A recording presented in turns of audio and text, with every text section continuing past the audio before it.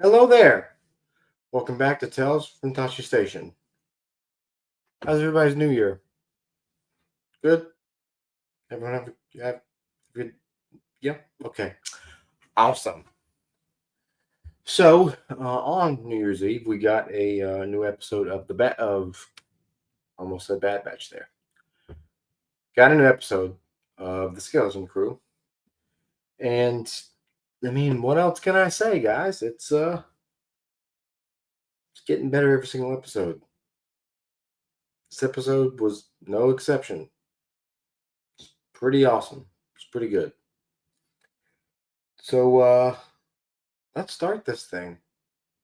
Hey Chewie, do me a favor. Punch it. Let's get into it.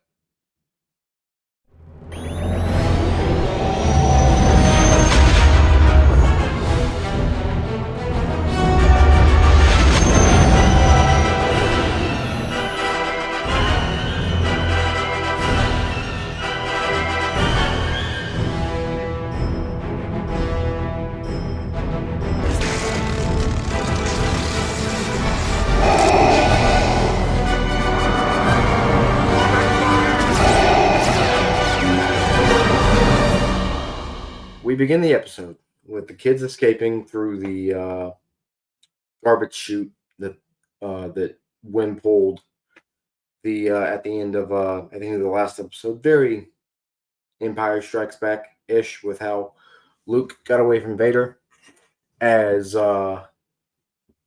they land in the essentially the junkyard. KB is injured, and they have to reset her to get her back to normal, which is actually a really big part of the episode. We'll get into that here in just a little bit, and then we get the opening title crawl, and the next thing we see is Jod um, escaping the the treasure lair. As he comes up, he immediately gets captured by the pirates. He tries to get SM-33 to attack them. SM-33 gets taken out. They get taken aboard Brutus's ship as the X-wings come in and take out some of the pirates. As this is happening, we also get a point of view shot from Wim and the rest of the kids watching this happen as they finally realize that the X-wings are actually the good guys, and they try to get their attention to essentially come rescue them. That doesn't work as the X-wings leave and pursue the rest of the pirates. KB tells the group that she's got the coordinates to at Atten, essentially in her head. As Fern comes up with a plan to get back to the ship, they're gonna climb up the they're gonna climb up the garbage chute. There's like an emergency like ladder hatch that they're gonna climb up, and KB tells her that that's impossible. As she walks off, KB follows her and she tells Fern to consider other options, and they essentially have their first fight. And KB tells Fern that if she was actually interested in what she wanted to say, Fern would actually be listening. As Fern just confirms and says, "All right, got something to say. Why don't you say it?" And this causes the group to split as Nil and Fern start to climb, as women and KB follow these little like miniature trash crabs to somebody who will uh, who will help them, which is something I'll get to in a little bit. It's this part of this episode kind of runs on childhood naivete, as it were. And we see that in Wim. He actually addresses it directly later on in the episode, which I think is pretty self aware for this kid. We then cut to the pirates and Jod as Brutus sentences. I can't talk right now. Sentences Jod to death by airlock as uh, one of the other crew members that's kind of loyal to Jod. Uh, tells Brutus, well, wait a minute, what about equal time? Uh,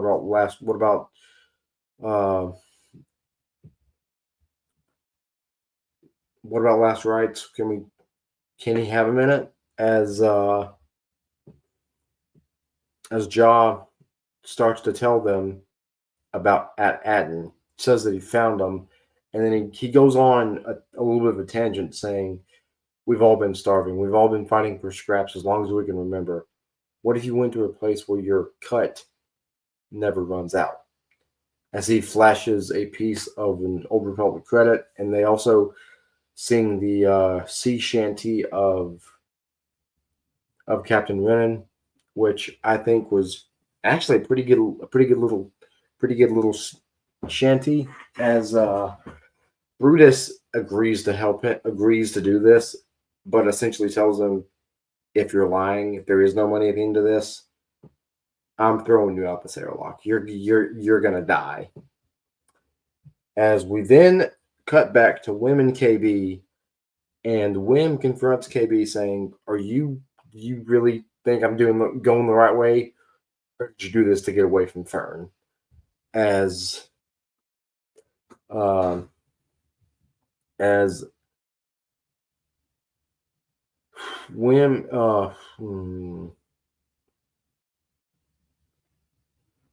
as KB tells Wim that ever since their accident that Fern always assumed that KB can do anything that she can, as KB goes on to tell Wim that telling Fern that she can't do everything that she can't do everything that Fern can would essentially make her not have any friends anymore. Is that, or the line zero friends again? As Wim kind of reassures her, hey, you can be friends with me and Neil. It's no big deal.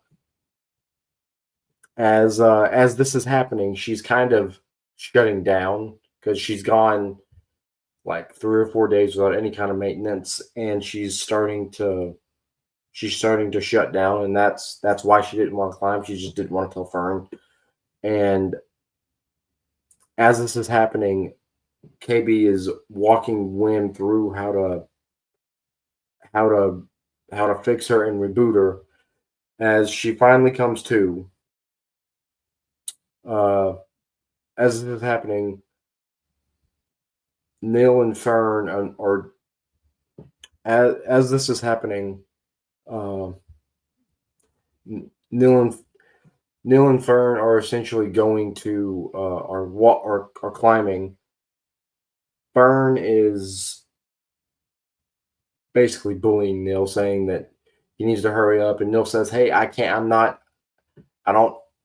climb as fast as you." As she gets an idea to tether them together, she does this as they make it all the way up, and they see the Onyx Cinder with these like these trash ships. They're as the cinder's essentially getting taken to get smelted for parts. As we then cut to Wim and KB as the trash crabs are leading them to, the way that I took this is there's 2 references here. This is essentially Harry and Ron getting led to Aragog in Chamber of Secrets, and B, they essentially get led to the giant crab from Moana, which I saw that giant machine crab, and I was thinking to myself, where have I seen that before? Because I was racking my brain thinking, was this in Clone Wars? Was this in Rebels? Where, like, it looked familiar. Then it hit me when I was watching it again. I was like, oh, wait a minute. The crab from Moana, that's what it reminds me of. So I think they took some liberties and made a couple references to other different properties outside of Star Wars, which is, in my book, It's always fun. So as this is all happening, not Neil, Wim makes the comment, "Why do I always shoot? Why can't I never choose the good guy?" Like I was saying earlier, he makes a self-aware joke about how he's so far he's been wrong about who the good guy is. As as Neil and KB, I mean Neil and why am I getting everyone's names mixed up right now? Neil and Fern control one of the junk ships connected to the sender to save them at the last minute.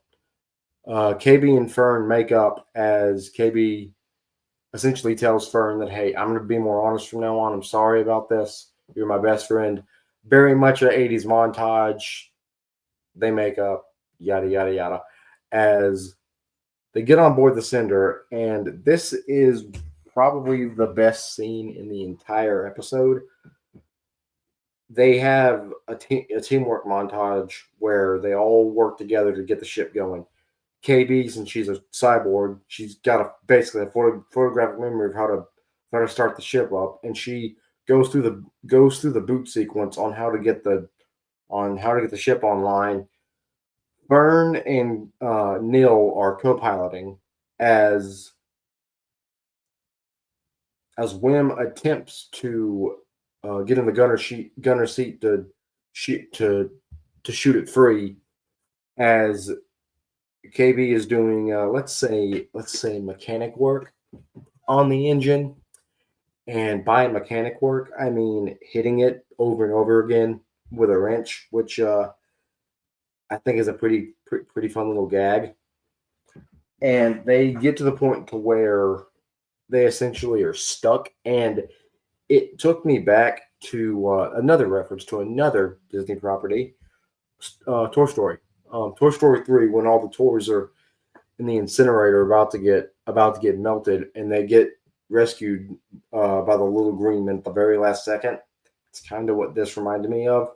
So Fern has the bright idea at the last second to use the whole demolition sequencer, which is a button that SM33 told them in the first episode second episode to never ever press.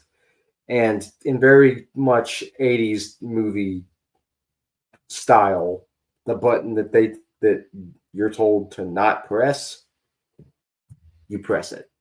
And when they press it, the entire hole gets destroyed and they're able to escape. The best way that I can describe this is it's essentially shedding its skin. The way that I took it is the whole sequencer was just something to essentially shed the armor that was on the outside of the ship, and that allowed the Alexander to get away. So overall, I really enjoyed this episode. It was very much a kid focused episode where we really got to see them bond more as a team in different pairings. We got to understand more of who KB is, which I think worked because a lot of creators, myself included, have noticed that KB wasn't getting a lot of screen time, that she was kind of the fourth member. And this was very much a KB centered episode over her accident and her being a cyborg and her relationship with Fern and how she kind of always took Fern's lead and didn't tell Fern what she actually was thinking or feeling at the time. And I really enjoyed getting to see that growth from KB as a character. And now that we've had a kid centric episode, the next episode I believe is going to be the Jod episode, where we get an origin story of his character. I'm saying it right now. I think that he might have been either a Jedi youngling or an infant or that survived Order 66, or might even be the child of a Jedi. I'm not really sure. Those are the theories that a lot of people have been throwing around that I think are very plausible, but I do think that he's either he was either a young that survived Order 66 or the child of a Jedi. One of the two. And I'm really interested to see what we get next week. And then get the season finale the week after that. Or is it 2 weeks? I don't know. But yeah, I'm really interested to see what they're gonna do next week if it is a Jod origin story episode. So until next week, ladies and gentlemen, may the force be with you.